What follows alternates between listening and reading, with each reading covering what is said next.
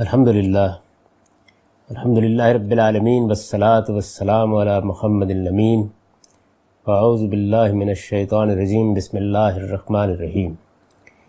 خواتین و حضرات، سورہ آل عمران کی آیت 186 سے ہم قرآن مجید کا مطالعہ شروع کر رہے ہیں۔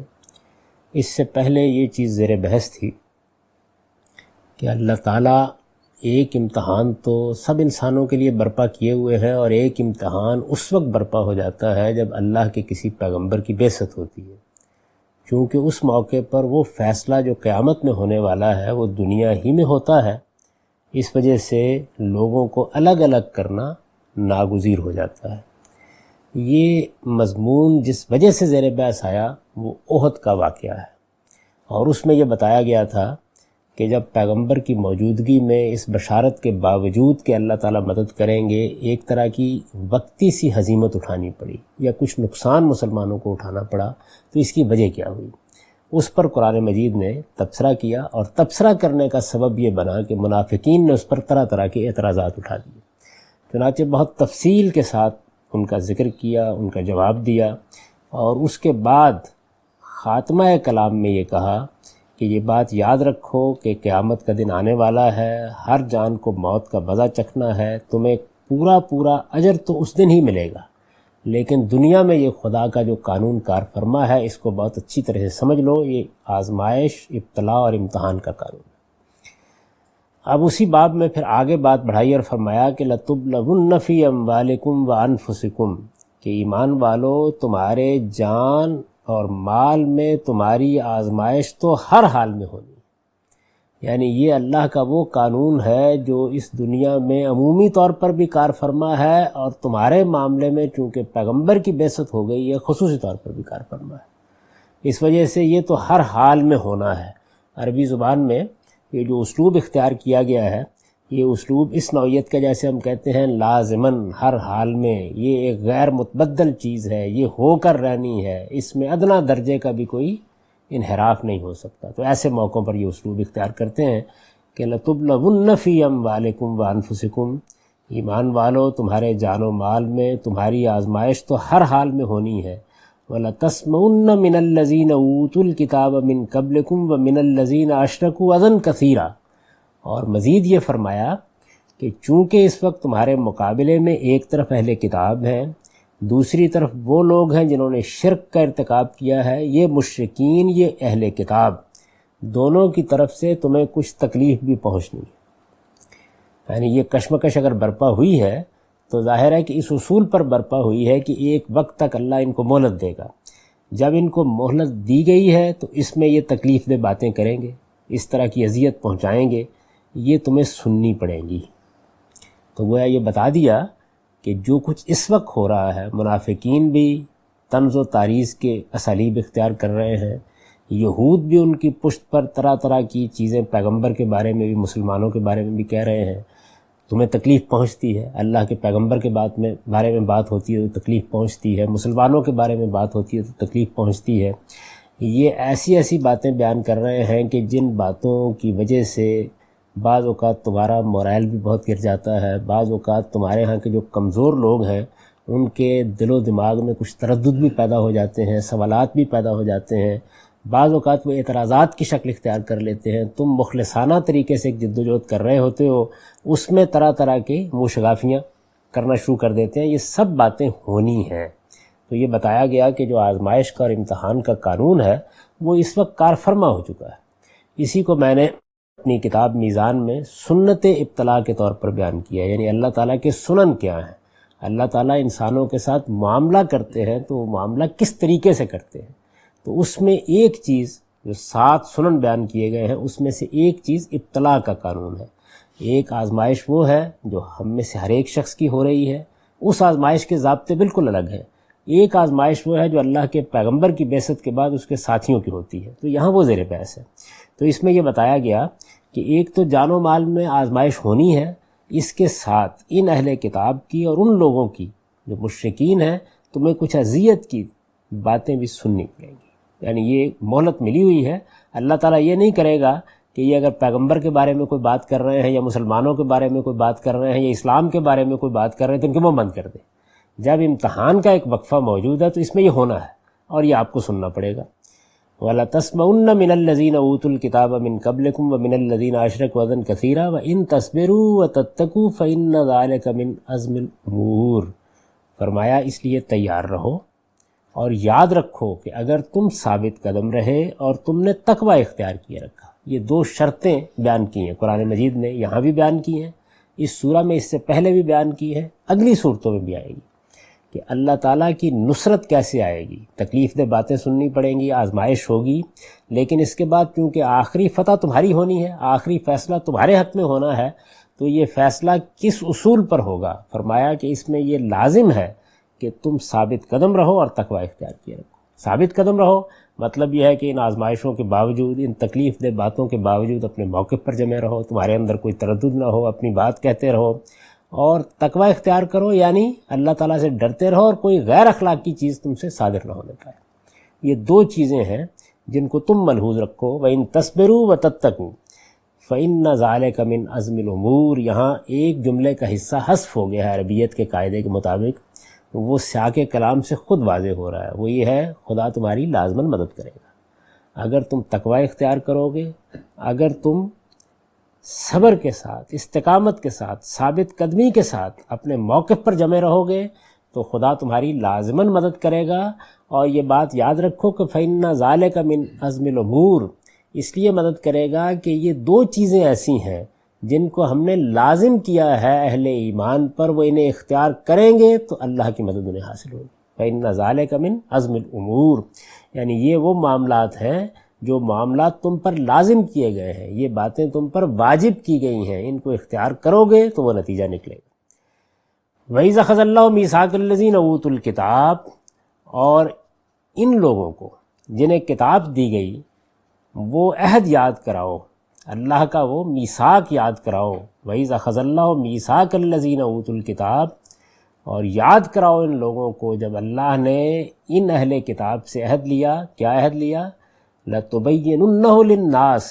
کہ تم اس کتاب کو لوگوں کے لیے بیان کرو گے، اس کو لوگوں تک پہنچاؤ گے، اس میں جو پیشین گوئیاں رسالت میں آپ صلی اللہ علیہ وسلم کے بارے میں ہیں ان کو بھی عام کرو گے،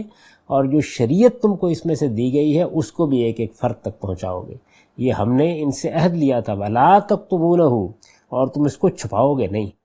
یعنی ہم نے یہ بات مثبت اور منفی دونوں پہلوؤں سے کہی تھی، تو ان کو وہ عہد یاد کراؤ اور ان کو بتاؤ کہ پروردگار نے تم پر کیا ذمہ داری ڈالی تھی اور تم نے اس کے معاملے میں کیا رویہ اختیار کیا۔ اس سے پہلے یہ یاد ہوگا کہ ایک مطالبہ نقل ہوا تھا، اور وہ مطالبہ یہ تھا کہ خدا کے پیغمبروں نے ایسی قربانی پیش کی کہ جس کو آسمان سے آگ نے اتر کے کھا لیا۔ تو اہل کتاب نے یہ کہا کہ اس طرح کی کوئی نشانی آپ بھی دکھائیے، تب ہم آپ پر ایمان لائیں گے۔ تو یہاں گویا خاتمہ کلام میں، یہ چونکہ خاتمہ سورہ کی آیات شروع ہو رہی ہیں، تو یہاں یہ بتایا جا رہا ہے کہ اس طرح کی باتیں تو تمہیں بہت یاد ہیں کہ بعض پیغمبروں نے ایسی قربانی کی تھی جس کو آگ نے آسمان سے اتر کر کھا لیا تھا، مگر اللہ نے اپنی جو کتاب تمہارے سپرد کی تھی اور جس کے بارے میں تم سے یہ عہد لیا تھا کہ تم اس کتاب کو واضح طور پر لوگوں تک پہنچاؤ گے اور اس کی کوئی چیز چھپاؤ گے نہیں، وہ تمہیں یاد نہیں رہی۔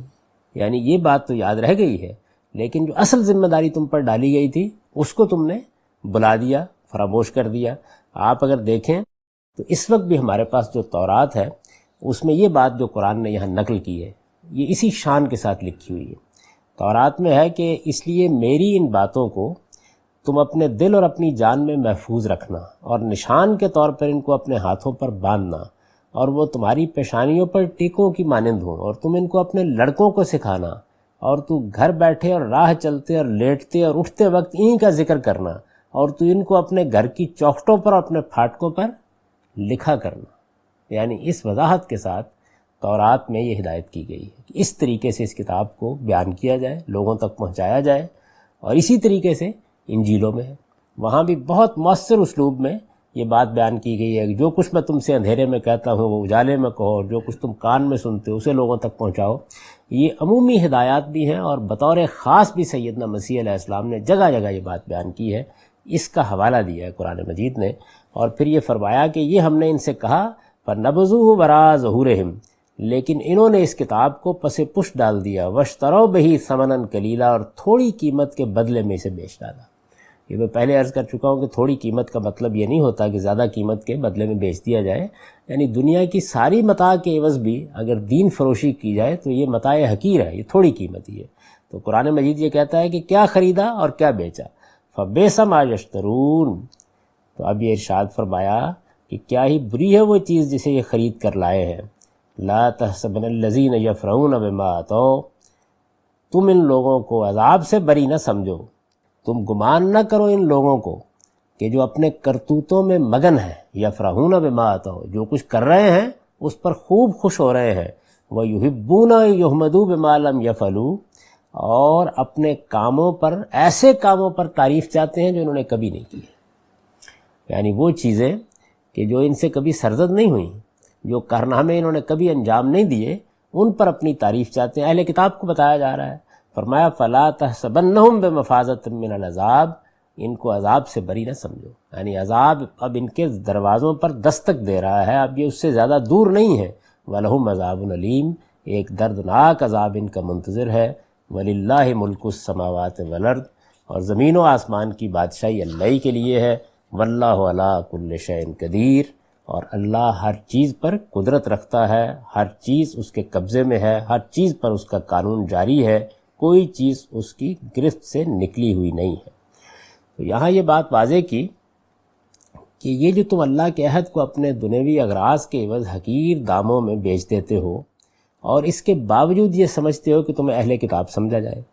تمہیں خدا کی برگزیدہ امت قرار دیا جائے، دنیا اور آخرت دونوں میں خدا کی تمام عنایتوں اور لطف و کرم کا تنہا اجارہ دار قرار دیا جائے، یہ جو تمہاری خواہش ہے، اس کو بیان کیا قرآن مجید نے کہ وہ کارنامے جو تم نے کیے نہیں اس پر لوگوں سے اپنی تعریف چاہتے ہو۔ تو کیا سمجھتے ہو تم، یعنی کیا پیش نظر ہے تمہارے، کیا چیز ہے کہ جس کو تم اپنے لیے ایک بڑی غیر معمولی چیز سمجھ کر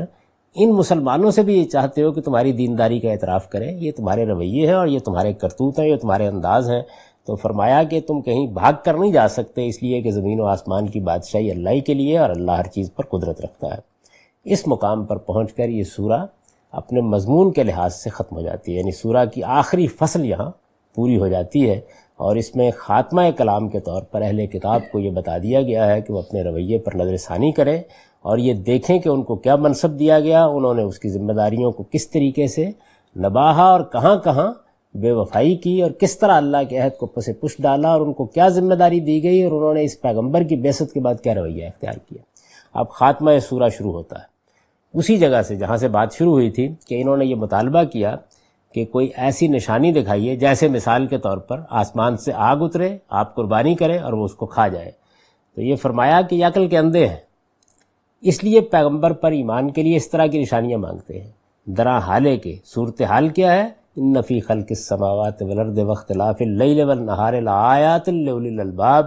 حقیقت یہ ہے کہ زمین و آسمان کے بنانے میں اور دن اور رات کے باری باری آنے میں ان لوگوں کے لیے بہت سی نشانیاں ہیں جو بصیرت والے ہیں۔ یہ توجہ دلائی اس آفاق کی طرف، کائنات کی طرف، اللہ کی اس میں جو قدرت اور حکمت کار فرما ہے، جو غیر معمولی معنویت یہاں پائی جاتی ہے، جو نظم ہے، جو ترتیب ہے، اور جس طریقے سے ایک ایک چیز سے اللہ کی قدرت اور حکمت نمایاں ہوتی ہے۔ تو ارشاد فرمایا کہ کیا ایسے آدمی کو جس کو عقل دی گئی، بصیرت دی گئی، جو اس کائنات کو دیکھتا ہے، اپنی ذات کو دیکھتا ہے، اور اگر اور کچھ نہیں تو زمین و آسمان کی خلقت اور دن اور رات کا باری باری آنا، اور یہ نظم جو قائم کر دیا گیا ہے جس کے تحت تمہاری معیشت اور معاشرت چل رہی ہے، اسی کو دیکھے تو کیا کوئی عقل والا یہ مطالبہ کر سکتا ہے کہ ہم ان حقائق کو ماننے کے لیے کوئی اور نشانی آسمان سے آئے؟ نشانیاں اور معجزات وہ مانگتے ہیں کہ جو بصیرت سے محروم ہو جاتے ہیں اور چاہتے ہیں کہ جس طریقے سے اندھے کو آپ اسی طریقے سے کوئی چیز دکھا سکتے ہیں، اسی طرح ان کو دکھائی جائے۔ اگر بصیرت ہو تو یہ ساری نشانیاں جتنی ہیں کائنات کے اندر، یہ آدمی کو بالکل ٹھیک نتیجے تک پہنچا دیتی ہے۔ تو فرمایا کہ یہ پیغمبر سے نشانی مانگتے ہیں اس لیے کہ عقل کے اندھے ہیں۔ حقیقت یہ ہے کہ زمین و آسمان کے بنانے میں ان فی خلق السماوات والارض واختلاف اللیل والنہار، اور رات اور دن کے باری باری آنے میں لآیات لأولی الالباب، ان لوگوں کے لیے بہت سی نشانیاں ہیں جو بصیرت والے ہیں۔ الذین یذکرون اللہ قیاما وقعودا وعلی جنوبہم ویتفکرون فی خلق السماوات والارض، ان کے لیے اب یہ آگے وضاحت کی کہ وہ کون ہوتے ہیں کہ جن کو اللہ بصیرت عطا فرماتا ہے، وہ کون ہے کہ جو عقل کے اندھے نہیں ہو جاتے، وہ کون لوگ ہوتے ہیں کہ جن کے اوپر اس کائنات کے راز کھلتے ہیں اور وہ اس حقیقت تک پہنچ جاتے ہیں کہ اس کی معنویت، اس کی حکمت، اس کائنات کے اندر نظم و ترتیب، یہ سب گواہی دے رہا ہے، یہ کائنات اپنے وجود سے گواہی دے رہی ہے کہ اس کا بنانے والا ایک مدبر بھی ہے، ایک حکیم بھی ہے، اور بڑی بے پناہ قدرت رکھنے والا خالق بھی ہے۔ اور جب وہ یہ سب ہے تو یہ ہو نہیں سکتا کہ وہ انسانوں کو اسی طرح چھوڑ دے اور خیر و شر کو یکساں کر دے، وہ لازماً ان کو نتیجہ خیز کرے گا۔ تو اس کو بڑی خوبصورتی کے ساتھ اب ایک دعا میں ڈھال دیا ہے۔ فرمایا کہ قرآن مجید کا یہ عام اسلوب ہے، یعنی بعض اوقات ایسا ہوتا ہے کہ حقائق کو استدلال کے انداز میں بیان کرنے کی بجائے جس طرح ہم بیان کرتے ہیں کہ ایک منطقی صغرا کبرا قائم کریں گے، پہلے ایک مقدمہ ہوگا، پھر دوسرا ہوگا، پھر تیسرا ہوگا، پھر نتیجہ نکالیں گے، قرآن مجید جس طریقے سے انسان، ایک صاحب بصیرت انسان کسی چیز پر غور کرتا ہے اور نتائج تک پہنچتا ہے، اور پھر بسا اوقات نتیجے کو وہ اپنی دعا میں، اپنی بات چیت میں، اپنے طرز عمل میں ڈھال دیتا ہے، تو بالکل اسی طریقے سے سورہ اب گویا اہل ایمان کے اس اعتراف پر ختم ہو رہی ہے۔ تو یہاں سے اس کو شروع کیا کہ یہ حضرات تو اسی طرح بحث کرتے رہیں گے اور اسی طریقے سے مطالبے کرتے رہیں گے اور اسی طرح پیغمبر سے مختلف باتیں کہتے رہیں گے، اس لیے کہ عقل کے اندھے ہو چکے ہیں۔ پیغمبر پر ایمان کے لیے نشانیاں مانگنے کی کسی صاحب بصیرت کو ضرورت نہیں ہوتی، یہ زمین و آسمان کی خلقت اور یہ لیل و نہار کا اختلاف یہ خود گواہی دے رہا ہوتا ہے کہ اس کائنات کا خالق کون ہے اور اس خالق نے انسانوں کے ساتھ کیا معاملہ کیا ہے۔ لیکن یہ کون بصیرت والے ہوتے ہیں؟ الذین یذکرون اللہ قیاما وقعودا، جو کھڑے اور بیٹھے، وعلی جنوبہم، اور پہلوؤں پر لیٹے ہوئے ہر حال میں خدا کو یاد کرتے ہیں۔ خدا کو یاد کرتے ہیں یعنی خدا کو یاد رکھتے ہیں، خدا سامنے موجود ہوتا ہے، خدا کبھی ان کی نگاہوں سے پوشیدہ نہیں ہوتا، ان کی زندگی کا ایک ایک لمحہ اسی میں گزرتا ہے، یعنی خدا کو یاد کرتے ہیں۔ وَيَتَفَكَّرُونَ فِي خَلْقِ السَّمَاوَاتِ وَالْأَرْضِ، اور زمین و آسمان کی خلقت میں غور کرتے رہتے ہیں۔ اگر آدمی کے اندر یہ دو چیزیں موجود ہوں تو پھر وہ صاحب بصیرت ہے۔ یعنی اگر کوئی شخص دنیا کی ہوس میں، دنیا کی ذمہ داریوں میں، دنیا کے مطالبات میں یہ بھولا ہوا ہے کہ میں کس کی مخلوق ہوں، تو اس کا مطلب یہ ہے کہ وہ صاحب بصیرت اور صاحب عقل کی زندگی بسر نہیں کر رہا۔ اور اگر زمین و آسمان کی یہ عظیم تخلیق اور اس کے اندر خدا کی نشانیاں کسی انسان کو غور و فکر پر متوجہ نہیں کرتی، تو پھر اس کے بعد وہ بحث کر سکتا ہے، گفتگو کر سکتا ہے، اپنے آپ کو شیطان کے حوالے کر کے زندگی بسر کر سکتا ہے، پھر اس کو کوئی راہ بھی نہیں دکھائی جا سکتی۔ تو اس وجہ سے یہ دونوں پہلو نمایاں کر دیے کہ ایک طرف وہ لوگ ہیں کہ جو اس طرح کے مطالبات کر رہے ہیں، اور ایک طرف وہ اہل بصیرت ہیں کہ وہ کھڑے اور بیٹھے اور پہلوؤں پر لیٹے ہوئے ہر حال میں خدا کو یاد کرتے ہیں اور زمین و آسمان کی خلقت میں، ان کے بنانے میں غور کرتے رہتے ہیں۔ اب کیا کیا؟ یہ ان کے اوصاف بیان کیے اور اب ایک دعا ان کی زبان پر جاری کر دی۔ اس دعا کے اندر کچھ حصے ایسے ہیں کہ جو آپ منطقی طریقے سے وہ نتائج نکالتے ہیں۔ اگر آپ ان کو بیان کر دیجئے تو گویا مدعا یہ ہوگا کہ جب وہ زمین و آسمان کی خلقت پر غور کرتے ہیں، اور جب رات اور دن کے باری باری آنے پر غور کرتے ہیں، اور جب اس کائنات کی معنویت کو دیکھتے ہیں، اور جب وہ اس میں خدا کی حکمت کا مشاہدہ کرتے ہیں، اور جب خدا ہر موقع کے اوپر ان کو یاد آتا ہے، جب وہ دیکھتے ہیں کہ زمین اور آسمان میں کیا کیا چیزیں ان کے لیے اللہ نے تسخیر کر رکھی ہوئی ہیں، اور خود اپنے وجود پر غور کرتے ہیں، تو اس کا لازمی نتیجہ یہ نکلتا ہے کہ ان کی زبان پر یہ الفاظ جاری ہو جاتے ہیں کہ ربنا ما خلقت ھذا باطلا، پروردگار تو نے یہ بیکار نہیں بنایا۔ یعنی یہ نتیجہ جو ہے اصل میں یہ نتیجہ ہے، ایک نتیجہ یہ ہے کہ کارخانہ ہے، تماشا ہے، رام کی لیلا ہے، یزنا کی تماشا گاہ ہے، تھیٹر ہے لگا ہوا ہے، اداکار آتے ہیں چلے جاتے ہیں اپنا کام کرتے ہیں۔ ایک پہلو یہ ہے کہ آدمی اس بے پرواہی کے ساتھ دنیا میں جیتا رہے، اور ایک یہ ہے کہ زمین و آسمان کی تخلیق میں، کائنات کی خلقت میں، انسان کی اپنی پیدائش میں اٹھتے بیٹھتے انسان کے سامنے یہ تصور آتا رہے کہ اس کے اندر جو معنویت ہے، جو حکمت ہے، یہ تو اشارہ کر رہی ہے کسی جانب، یہ کسی خالق کا تعارف کرا رہی ہے، یہ کسی خدا کی طرف متوجہ کر رہی ہے۔ اگر یہ بات واضح ہو جائے گی تو پھر کائنات کے اس پورے کارخانے کے بارے میں آدمی یہ نہیں سوچ سکتا کہ یہ عبث اور بیکار ہے، یہ تو اصل میں کسی یزداں کی تماشا گاہ ہے۔ تو بے اختیار ان کی زبان پر یہ الفاظ آتے ہیں کہ ربنا ما خلقت ھذا باطلا، پروردگار آپ نے یہ سب کچھ عبث نہیں بنایا، سبحانک، آپ اس کائنات کے خالق ہیں تو آپ اس سے پاک ہیں کہ اس طرح کا کوئی بیکار اور عبث کام کرے، یہ وہ کہتے ہیں۔ اور اگر آپ نے یہ عبث نہیں بنایا، اگر یہ بے فائدہ نہیں بنایا، اگر یہ بے مقصد نہیں بنایا، اگر یہ کوئی تماشا گاہ نہیں ہے تو پھر یہاں خیر و شر کی جو کشمکش برپا ہے اس کو نتیجہ خیز ہونا چاہیے. پھر عقل یہی کہتی ہے، علم یہی کہتا ہے. پھر یہ نہیں ہو سکتا کہ ظلم اور عدل یکساں ہو جائے، یہ نہیں ہو سکتا کہ برائی اور بھلائی یکساں ہو جائے، یہ نہیں ہو سکتا کہ کم تولنے والا، ڈنڈی مارنے والا اور لوگوں سے انصاف کرنے والا یکساں ہو جائے. پھر یہ کائنات یہ تقاضا کر رہی ہے، اگر اس کا خالق حکیم ہے، کھلنڈرا نہیں ہے، اس نے تماشا نہیں کیا ہوا، تھیٹر نہیں لگایا ہوا، اور اس نے یہ کائنات باطل نہیں بنائی، تو اس اعتراف کے بعد پھر کیا ہوگا؟ لازماً نتیجہ خیز ہوگا. اور اگر نتیجہ خیز ہوتا ہے تو پھر پیغمبروں کی بات سچ ہے کہ جنت بھی ہونی چاہیے اور دوزخ بھی ہونی چاہیے. تو آپ دیکھیے کہ یہاں کیا ہے کہ آپ ان جملوں کو دیکھیں اور شروع سے دیکھیں، اس میں کتنی خوبصورتی کے ساتھ استدلال اندر ہے اور دعا بن گیا ہے. زمین و آسمان کے بننے میں، رات اور دن کے باری باری آنے میں اہل عقل کے لیے بڑی نشانی ہے. ہم اگر بیان کرتے تو یوں بیان کرتے کہ جس کے پاس عقل ہوگی وہ ایسے سوچے گا. قرآن مجید نے اس طرح نہیں بیان کیا. اب اس کے بعد یہ بیان کیا کہ جس کے پاس عقل ہوتی ہے، بصیرت ہوتی ہے، یہ کیسے ہو سکتا ہے کہ اٹھتے بیٹھتے لیٹے ہوئے ہر موقع کے اوپر جو چیزیں اس کے سامنے نمودار ہوتی رہتی ہیں اور جو حقائق آتے رہتے اس میں خدا کو یاد نہ رکھے. اور یہ کیسے ہو سکتا ہے کہ زمین و آسمان اس کے گرد و پیش میں پھیلے ہوئے ان پر غور نہ کرے، اور غور کرے تو یہ کیسے ہو سکتا ہے کہ اس نتیجے پر نہ پہنچے کہ یہ عبث اور بیکار بے فائدہ نہیں ہے. اور کیوں اس نتیجے تک نہ پہنچے؟ اس لیے کہ اگر کسی خدا کے بارے میں کوئی تصور قائم کرنا ہے تو خدا کو خیر مطلق ہونا چاہیے، وہ اس سے پاک ہے کہ کوئی عبث اور بیکار چیز بنا دے. اور اگر یہ بات بھی ٹھیک ہے کہ یہ عبث اور بیکار نہیں ہے تو پھر اس کو نتیجہ خیز ہونا چاہیے. اور اگر نتیجہ خیز ہونا ہے تو پھر جنت بھی ٹھیک اور دوزخ بھی ٹھیک. تو فرمایا فَقِنَا عَذَابَ النَّارِ. پھر وہ یہ کہتے ہیں کہ پروردگار ہمیں آگ کے عذاب سے بچا لے. اب یہ درمیان کے سارے حصے جو ہے وہ چھوڑ دیے ہیں، اس لیے کہ یہ تو آپ اس میں سے نکل رہے ہیں. تو یہ دعا آپ سامنے آ گئی کہ پروردگار ہمیں آگ کے عذاب سے بچا لے. ربنا انک من تدخل النار فقد اخزیتہ، کہ پروردگار جس کو تو نے آگ میں داخل کر دیا، جس کو تو نے دوزخ میں ڈال دیا، اسے در حقیقت بڑی رسوائی میں ڈال دیا. وما للظالمین من انصار، اور وہ ایسی جگہ ہے کہ ظالموں کا وہاں کوئی مددگار نہ ہوگا. ذکر اور فکر دونوں چیزیں پیچھے بیان ہو گئیں. ذکر حاصل ہوتا ہے، ذکر کا مطلب کیا ہے؟ یاد دہانی، آدمی بیدار ہو جائے، ہوشیار ہو جائے، یعنی کوئی چیز اسے متوجہ کر لے. وہ جو غالب نے کہا ہے نا کہ کہہ دیتی ہے شوخی نقش پا کی، ابھی اس راہ سے کوئی گیا ہے. تو نقش پا کو دیکھ کر آدمی یہ جان لے کہ کون یہاں سے گزرا ہے. تو کائنات کے بارے میں جب آدمی اس طریقے سے متربع ہوتا ہے تو یہ چیز خدا کا ذکر بن جاتی ہے. اور جب غور بند کرتا ہے اور مزید غور کرتا ہے تو فکر کے نتائج نکلنا شروع ہو جاتے ہیں. اس پورے کو بیان کر کے جو نتائج نکلتے ہیں ان کو دعا کے اسلوب میں ڈھال دیا ہے. تو فرمایا کہ پروردگار وہاں کوئی کسی کے کام نہیں آئے گا اور ظالموں کا کوئی مددگار نہیں ہوگا. گویا اس موقع پر وہ چیز بھی واضح کر دی. اور چونکہ دعا ہے اہل ایمان کی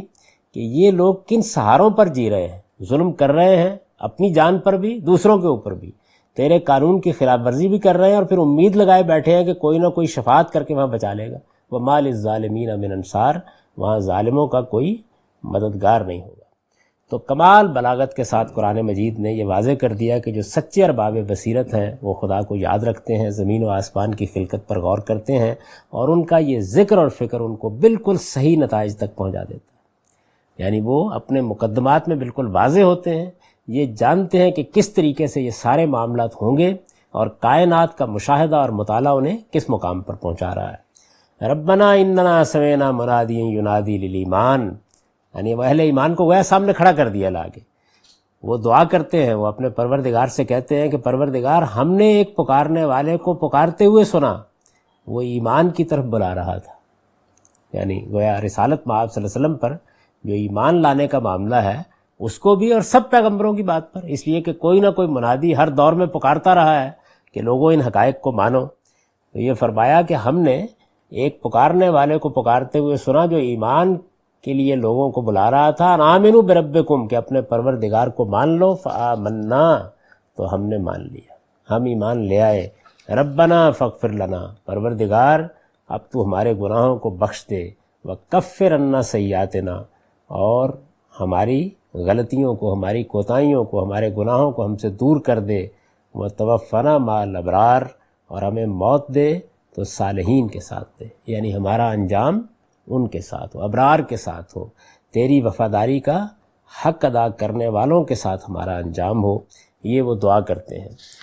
ربنا وآتنا ما وعدتنا علی رسلک، اور پروردگار اپنے رسولوں کی زبان سے جو وعدے تو نے کیے ہیں وہ ہمارے لیے پورے کر دے۔ ولا تخزنا یوم القیامہ، اور ہمیں قیامت کے دن رسوا نہ کر۔ انک لا تخلف المیعاد، تو اپنے وعدے کے خلاف کرنے والا نہیں ہے۔ یہ دیکھیے ہے ایک دعا، اور اس میں گویا بندوں کا فکر اور ذکر وہ بھی بیان ہو گیا، اس سے کیا نتیجے نکلتے ہیں وہ بھی بیان ہو گئے، اور اسلوب ایسا اختیار کیا ہے کہ جس میں ایک ایک چیز ایک خاص پہلو سے استدلال بنتی جا رہی ہے۔ ابھی اس جملے کو دیکھیے نا کہ تو نے اپنے رسولوں کی زبان سے یہ وعدے کیے ہیں، ان کو ہمارے لیے پورا کر دے، تو یہ بتا دیا کہ یہ کیسے ہو سکتا ہے کہ زمین و آسمان کا خالق اس کائنات کو عبث بنائے، اس کو ایک کھلنڈرے کے کھیل کے طور پر ترتیب دے، اس کے اندر کوئی مقصد نہ ہو۔ اگر ایسا ہے تو وہ حکیم نہ ہوا، اگر وہ حکیم ہے تو ضرور مقصد ہوگا، اگر مقصد ہے تو پھر اس نے اسی مقصد کی تجدید کے لیے اور اسی کی طرف توجہ دلانے کے لیے رسول بھیجے ہیں۔ اگر رسول اس نے بھیجے ہیں اور انہوں نے آ کر یہ منادی کیا اور وعدے کیے ہیں، تو یہ کیسے ہو سکتا ہے کہ وہ وعدوں کی خلاف ورزی کرے؟ لیکن یہ ساری باتیں استدلال کے اسلوب میں بیان نہیں کی، بلکہ یوں سمجھ لیجئے کہ جیسے ایک صاحب ایمان ہے، غور کر رہا ہے، خود کلامی کر رہا ہے، اور ایک دعا کی صورت میں اس کے جذبات اس کی زبان پر آتے چلے جا رہے ہیں، تاکہ وہ لوگ جو مقابل میں کھڑے ہیں ان کو توجہ ہو کہ ایک سچا صاحب ایمان اور صاحب بصیرت۔ اور اس میں اگر آپ ترتیب کلام دیکھیں تو جو بات شروع کی ہے جہاں سے، وہ یہ ہے کہ یہ سب حقیقتیں کن پر نمایاں ہوتی ہیں؟ جو اصحاب بصیرت ہے۔ یعنی پہلی چیز یہ ہے کہ آپ عقل کو بیدار کریں، عقل کو بیدار کریں گے تو زمین و آسمان کی نشانیاں کافی ہیں، کوئی اور نشانی مانگنے کی ضرورت نہیں ہے۔ پھر اس کے بعد خدا کا ذکر بھی ہوگا، اور خدا تعالیٰ کی کائنات کے اندر انسان کو فکر کی توفیق بھی ملے گی۔ کائنات کا کارخانہ خود آپ کو بتا دے گا کہ یہ باطل نہیں بنایا گیا، اور خدائے حکیم کے تصور کے ساتھ کسی باطل اور عبث چیز کو وابستہ کرنا خود خلاف عقل ثابت ہو جائے گا۔ جب یہ باطل نہیں بنایا گیا تو پھر اس کو نتیجہ خیز ہونا چاہیے۔ نتیجہ اگر نکلنا ہے تو پھر ہر صاحب ایمان کو یہ درخواست کرنی چاہیے کہ وہ آگ کے عذاب سے بچے۔ اور وہ دن ایسا ہے کہ جس دن اگر پروردگار کا فیصلہ انسان کے خلاف ہو گیا تو کوئی آ کے ہاتھ نہیں پکڑے گا اور کوئی فیصلے کو تبدیل نہیں کرا سکے گا۔ اور اس فیصلے کے لیے یہاں منادی کی جاتی ہے، کوئی نہ کوئی خدا کا بندہ آتا ہے اور آ کر یہ کہتا ہے کہ آؤ اپنے پروردگار پر ایمان لاؤ۔ بندہ مومن کا کام یہ ہے کہ اس آواز پر لبیک کہے اور ایمان قبول کرے، اور اگر کوئی بندہ ایمان قبول کرتا ہے تو پھر اس کے بعد یہ نہیں ہے کہ وہ غلطیوں سے بچ جائے گا، پھر وہ اپنے پروردگار کے سامنے اپنے آپ کو ڈال دیتا ہے اور پھر اس سے دعا کرتا ہے کہ میرے گناہ معاف ہو جائیں، میری غلطیوں سے درگزر ہو، اور میری موت ان لوگوں کے ساتھ ہو کہ جو اللہ کے نیک بندے ہیں، اس کا حق ادا کرنے والے ہیں، اور اللہ نے اگر اپنے پیغمبر بھیجے ہیں اور ان کے ذریعے سے کچھ وعدے کیے ہیں تو ان وعدوں کی کبھی خلاف ورزی نہیں کرے گا۔ فاستجاب لهم ربهم انی لا اضیع عمل عامل منکم، فرمایا کہ یہ دعا صحیح بصیرت کی دعا ہے، دل سے نکلی ہے، صحیح اصول پر ہوئی ہے، اس دعا کے اندر صحیح استدلال ہے، ایسی دعائیں اللہ تعالیٰ کے ہاں کبھی رد نہیں ہوتی۔ تو اہل ایمان کی دعا نقل کی اور یہ بتایا کہ یہ اہل ایمان، یہ پیغمبر کو ماننے والے، یہ تو اس مقام پر کھڑے ہیں، یہ اپنے ایمان پر فخر کا اظہار نہیں کرتے، اصحاب بصیرت ہیں، عاجزی اور فروتنی کے ساتھ اپنے آپ کو اپنے پروردگار کے سامنے ڈال دیتے ہیں، اور ہر موقع پر یہ چاہتے ہیں کہ اگر قبول حق کی توفیق عطا فرمائی تو خدا نے عطا فرمائی، اب کوتاہیوں سے درگزر بھی وہی کرے گا، تو فرمایا سو ان کے پروردگار نے ان کی یہ دعا قبول کر لی۔ فاستجاب لهم ربهم، ان کے پروردگار نے ان کی یہ دعا قبول فرمائی اور فرمایا کہ انی لا اضیع عمل عامل منکم، مرد ہو یا عورت، من ذکر او انثی بعضکم من بعض، یعنی خواہ وہ مرد ہو یا عورت، میں تم میں سے کسی کے کسی عمل کو کسی حال میں ضائع نہیں کروں گا، بعضکم من بعض، تم سب آپس میں ایک ہی ہو۔ اور فرمایا کہ فالذین ہاجروا واخرجوا من دیارہم، اس لیے جنہوں نے ہجرت کی ہے اور جو اپنے گھروں سے نکالے گئے ہیں، وَأُوذُوا فِي سَبِيلِي، اور میری راہ میں ستائے گئے ہیں، وَقَاتَلُوا وَقُتِلُوا، اور میرے لیے لڑے اور مارے گئے ہیں، لَأُكَفِّرَنَّ عَنْهُمْ سَيِّئَاتِهِمْ، ان کے گناہ میں ان سے دور کر دوں گا، وَلَأُدْخِلَنَّهُمْ جَنَّاتٍ تَجْرِي مِن تَحْتِهَا الْأَنْهَارُ، اور ایسے باغوں میں ان کو داخل کروں گا جن کے نیچے نہریں بہتی ہوں گی، ثوابٍ من عند اللہ، یہ اللہ کی طرف سے ان کی جزا ہے، اور واللہ عندہ حسن الثواب، اور بہترین جزا تو اللہ ہی کے پاس ہے۔ اس میں جو اہم چیزیں ہیں ان کو دیکھ لینا چاہیے، یعنی دعا کی، اللہ تعالیٰ نے اس دعا کو قبول فرمایا، اور گویا یہ بات بتا دی کہ جو دعا دل سے نکلتی ہے، صحیح بصیرت پر مبنی ہوتی ہے، صحیح حق کو بیان کرتی ہے، ادھر زبان پر آتی ہے، ادھر اس کا جواب آ جاتا ہے۔ اہل ایمان کی حوصلہ افزائی کر دی کہ خدا کی راہ میں جن کو ہجرت کی توفیق ہوئی، جو جہاد جیسے مراحل سے گزرے، جن کو معاندین اسلام کے ہاتھوں مظالم کا سامنا کرنا پڑا، مرد ہوں یا عورت، خاص طور پر خواتین پر بہت ستم ہوئے تھے، تو وہ اطمینان رکھیں کہ پروردگار کی طرف سے ان کا کوئی اجر ضائع نہیں ہوگا۔ اور یوں سمجھ لیجئے کہ گویا یہ ساری دعا جو ہے یہ اہل ایمان کی دعا بن کر اس وقت جو اہل ایمان موجود تھے اور جن مراحل سے گزرے تھے ان کی تفصیلات کی طرف چلی گئی، اور یہ بتا دیا کہ پروردگار نے ان کو توفیق دی ہے، وہ گھروں سے نکالے گئے ہیں، خدا کی راہ میں لڑے ہیں، مارے بھی گئے ہیں، اور انہوں نے خدا کے بندوں کے سامنے حق پیش کیا ہے اور اس کے نتیجے میں بڑے ستم بھی سہے ہیں۔ اللہ تعالیٰ ان کے ساتھ یہ معاملہ کرے گا، اور یہ بھی بتا دیا کہ یہ بات کہ مرد اور عورت دونوں کا معاملہ خدا کی بارگاہ میں یکساں ہے، اس معاملے میں جاہلی نظریات کو ایک طرف رکھ دو، اللہ تعالیٰ کسی کا عمل بھی ضائع نہیں کرے گا، اور خدا سے بڑھ کر کوئی بہتر اجر دینے والا نہیں ہے۔ لا یغرنک تقلب الذین کفروا فی البلاد۔ اب ظاہر ہے کہ اس وقت اللہ تعالیٰ یہ تسلی دے رہے ہیں، ابھی نتیجہ نہ دنیا میں نکلا ہے نہ آخرت میں نکلا ہے، تو اس موقع کے اوپر پھر مزید تسلی کے ساتھ کے لیے یہ فرمایا کہ اس ملک کے شہروں میں منکروں کی یہ چلت پھرت تمہیں کسی مغالطے میں نہ ڈالے۔ اس وقت تو ظاہر ہے کہ زور ان کا ہے، طاقت ان کی ہے، قبضہ ان کا ہے، اس وقت ساری چیزیں ان کے پاس ہیں، تو ان میں سے کوئی چیز بھی تمہیں کسی تردد میں نہ ڈالے۔ متاع قلیل، اے پیغمبر یہ تھوڑا سا لطف ہے زندگی کا۔ ثم ماواہم جہنم، اس کے بعد پھر ان کا ٹھکانہ جہنم ہے، اور وہ کیا ہی برا ٹھکانہ ہے۔ لیکن الذین اتقوا ربہم،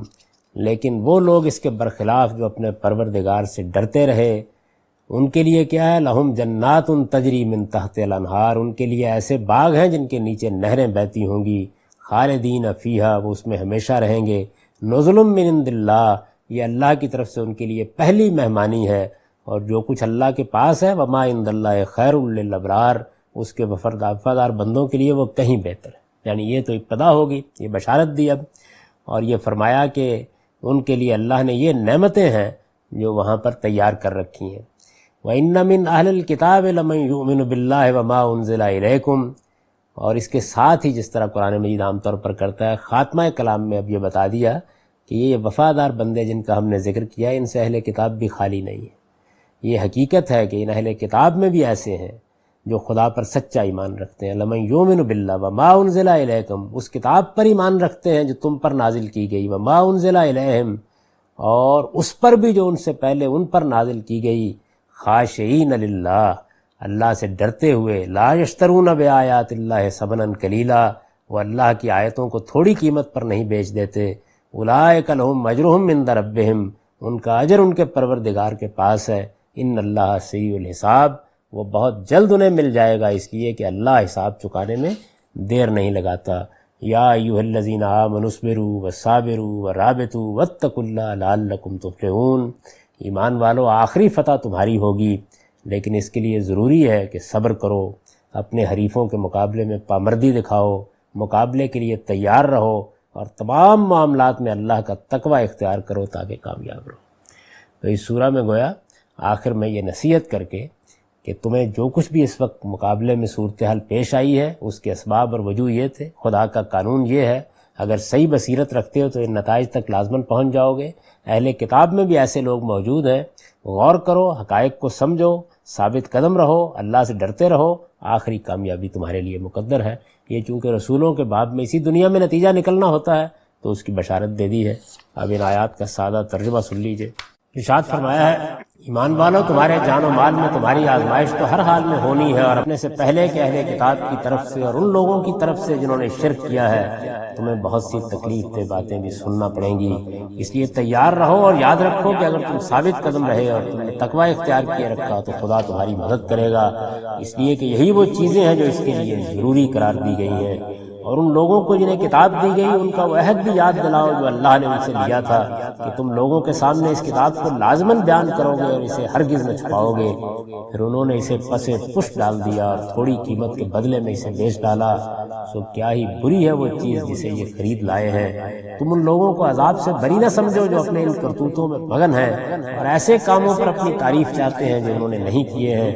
اور جان رکھو کہ ان کے لیے ایک دردناک سزا تیار ہے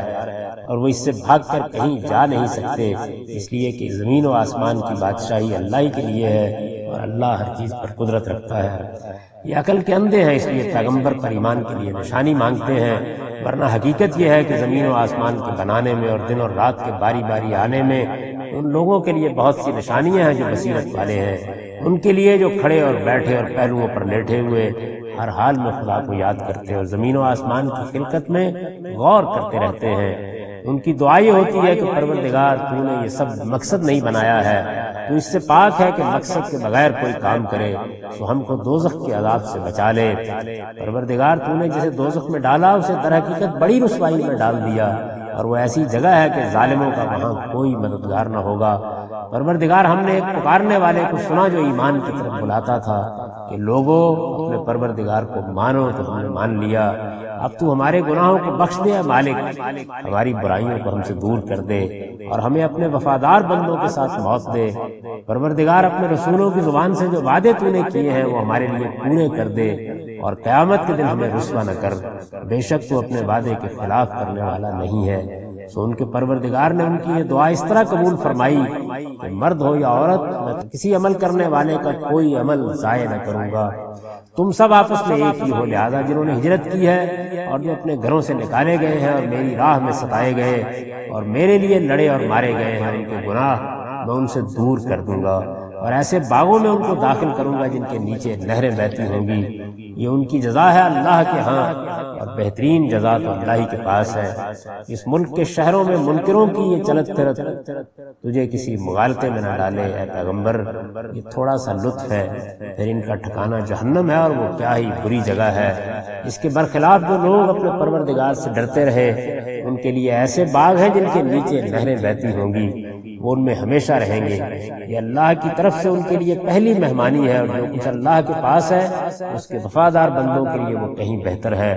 اور ان وفادار بندوں سے اہل کتاب بھی خالی نہیں ہے۔ یہ حقیقت ہے کہ ان اہل کتاب میں ایسے بھی ہیں جو خدا پر سچا ایمان رکھتے ہیں، اس کتاب پر ایمان رکھتے ہیں جو تمہاری طرف نازل کی گئی ہے، اور اس پر بھی جو اس سے پہلے ان کی طرف نازل کی گئی تھی، اللہ سے ڈرتے ہوئے۔ وہ اللہ کی آیتوں کو تھوڑی قیمت پر بیچ نہیں دیتے،